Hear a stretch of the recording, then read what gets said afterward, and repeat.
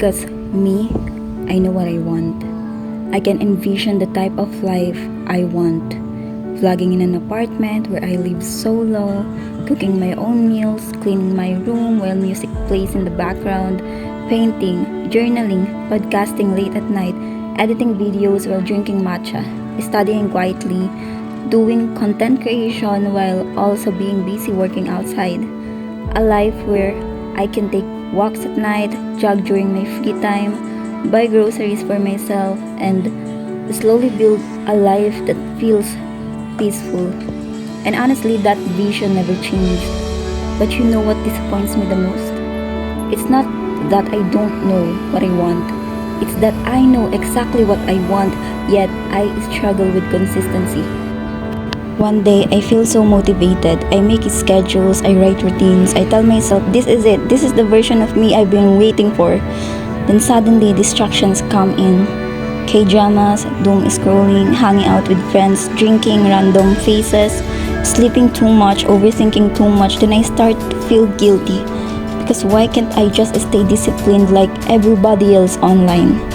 And for years, I thought the problem was me. But maybe the real problem is that I keep trying to force myself into routines that were never built for me. I kept trying to copy productivity systems from people whose lives look nothing like mine. Wake up at 5 a.m., morning yoga, cold showers, perfect aesthetic breakfast, perfect white room, perfect habits. And yes, those things look beautiful because some of them are even part of my dream life. But the problem was my method. I made my productivity depend on perfection.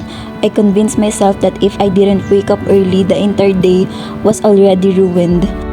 If one task wasn't done properly, I suddenly didn't want to continue anymore.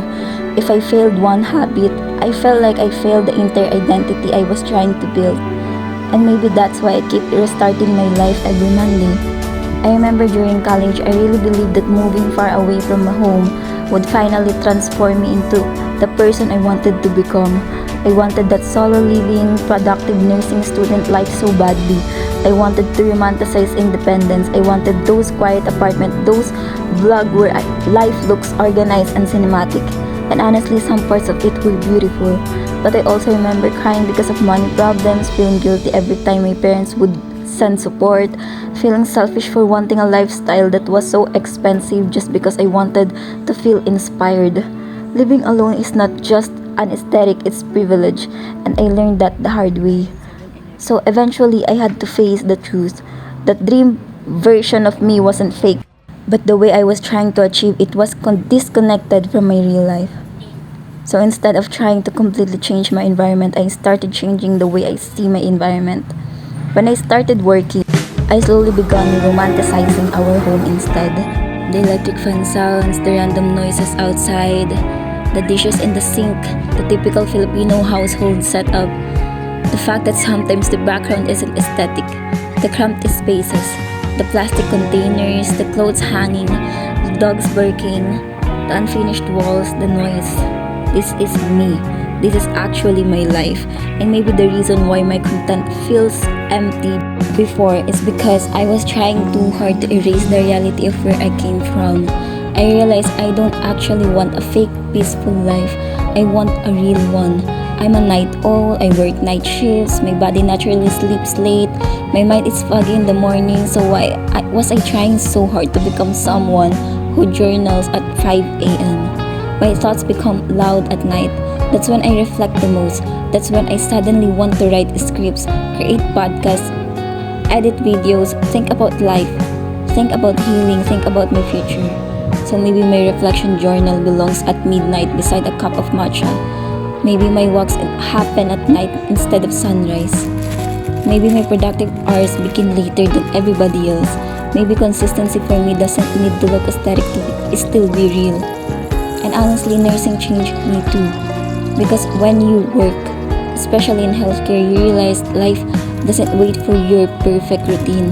Sometimes you are tired, sometimes you feel hurt, sometimes you come home, drained from people, from responsibilities, from surviving. Yet somehow, the creative side of you still survives. The girl who wants to vlog, the girl who wants to write, physical stories, the girl who wants to make podcast called Deep Inside Let's Get Personal, the girl who still notices pretty lighting through the window after duty, the girl who still films random clips while washing dishes because she thinks maybe ordinary life deserves to be documented too.